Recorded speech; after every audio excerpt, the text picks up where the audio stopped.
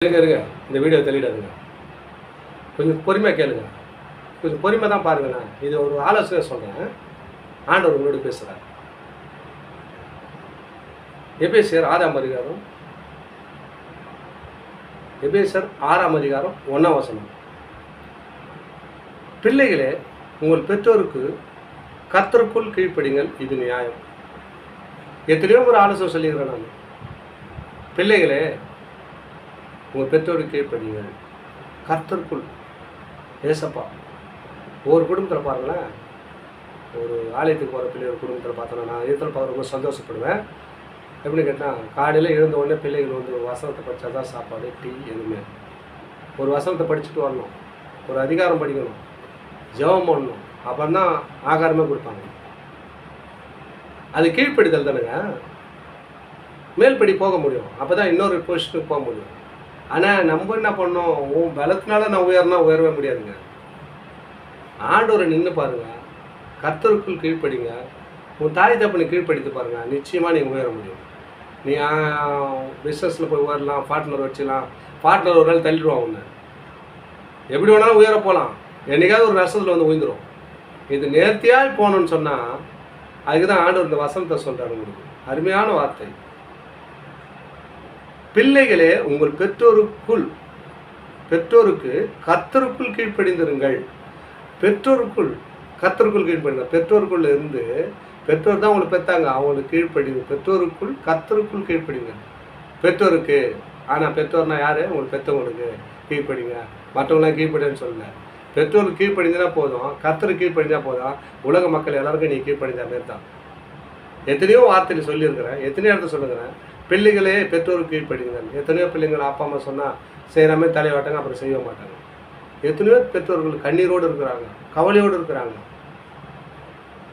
இந்த வீடியோ பார்க்குறேன், இந்த வசனத்தை கேட்குறேன். அன்பு பிள்ளைகளே, அன்பு மகளே, அன்பு மகனே, முதலாவது உன் பெற்றோருக்கு கீழ்ப்படிந்து நடங்கள், கர்த்தருக்குள் கீழ்ப்படிங்கள்.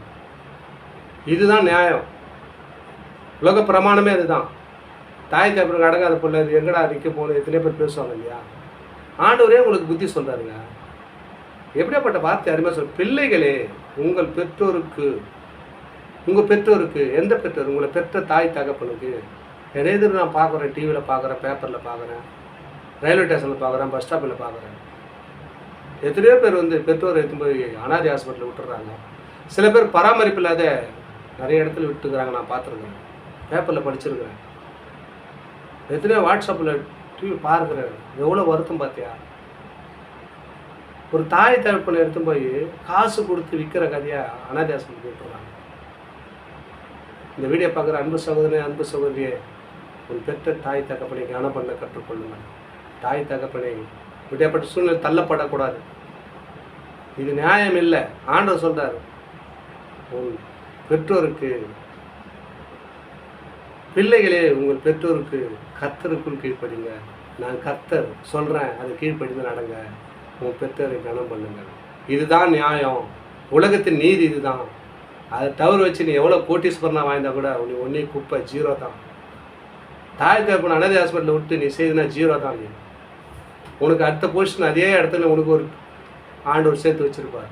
அதே அனாதை ஹாஸ்பிட்டலுக்கு உன் பிள்ளை உனக்கு செய்யும். அது நிஜம்.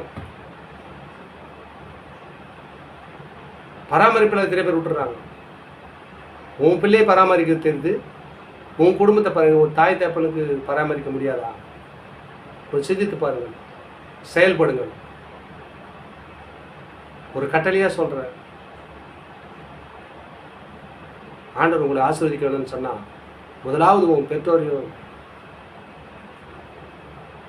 பெற்றோருக்குள் கீழ்ப்படிந்து அவங்களை கூட்ட சேர்த்து வச்சு அவங்களுக்கு வயதான காலத்தில் ஆறுதல் படுத்துங்க, சமாதானப்படுத்துங்க. அவங்க இருக்கிறது உங்களுக்கு கஷ்டமாக தெரியுதுதான். எத்தனை அனாதை ஹாஸ்பிட்டலில் விட்டுறீங்க, சில பேரை பராமரிப்பு இல்லாதே விட்டுறீங்க. எவ்வளோ வருத்தம் பார்த்தீங்களா? இந்த வீடியோ பார்க்குற அன்பு சகோதரன், அன்பு சகோதரியில், நீங்கள் கொஞ்சம் தாய் தகப்பனை அன்போடு வச்சுப்பீங்க. நான் நம்புகிறேன், விசுவாசிக்கிறேன். நீங்கள் நிச்சயமாக அப்படி பண்ணாதீங்க. இந்த வீடியோ பார்க்குறேங்க, வசனத்தை கேட்குறேன். உங்கள் குடும்பங்கள் எதுவுமே நடக்கக்கூடாது. உன் பெற்ற தாயின் தகப்பனை கனம் பண்ணுவாயாக எப்படின்னு ஒரு வேத வசனம் சொல்லப்பட்டுகிறது. அதுதான் நியாயம். உன் பெற்ற தாயின் தகப்பனை கனம் பண்ணுவாயாக. கனம் பண்ணலாம் கூட பரவாயில்ல, அனாதை ஹாஸ்பிட்டல் எடுத்து விட்டுறாதீங்க. பராமரிப்பில் அதை விட்டாதீங்க. கனம் பண்ணலாம் கூட பரவாயில்ல, அப்பா அம்மா உயர்த்தி வைக்கணும் கூட பரவாயில்ல, உங்கள் பக்கத்தில் வச்சுக்கோங்க. ஆண்டவர் உங்களை ஆசீர்வதிப்பார். ஆண்டவர் உங்களை மகிமைப்படுத்துவார். உங்களை மேல் மேலும் உயர்த்துவார். பிஸ்னஸாக இருக்கட்டும், எந்த காலத்தில் உங்களை நிச்சயமாக உயர்த்துவாருங்க. தாய் தாக்கப்பன இளவீனம் பண்ணவங்க யாருமே உயர்ந்தது சரித்திரமே இல்லை. நீ என்ன செய்கிறியோ அதுதான் உனக்கு. செவுத்தில் அடித்த பால் மாதிரி திரும்பி ரிட்டர்ன் உங்களுக்கு தான் வரும். நீ என்ன செய்கிறியோ உன் பொருளை அப்படியே உங்களுக்கு செய்யணும். அதில் மாற்றம் எதுவுமே இல்லை. பார்த்துங்க, ஆண்டோடைய வார்த்தை கீழ்ப்படிங்க.